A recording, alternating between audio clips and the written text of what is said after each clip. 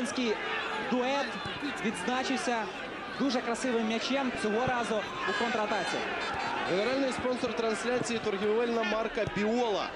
«Біола, будь першим». Ну що, Дмитре, говорячи мовою боксерською, що нокдаун у нас у сьогоднішньому матчі. Ми не в нокаут, а нокдаун. Льопа віддає на Бартуловича. Бартулович! 1-2! Що робиться у нас у сьогоднішньому поєдинку? Другий тайм, лише 5 хвилин пройшло другого тайму. Рахунок 2-1 на користь Іллічівця, і Бартулович своєї неробочої правої ноги скорочує відставання у рахунку. Можливо, там десь по перерві поговорили команди, що давайте зробимо свято нашим вболівальникам.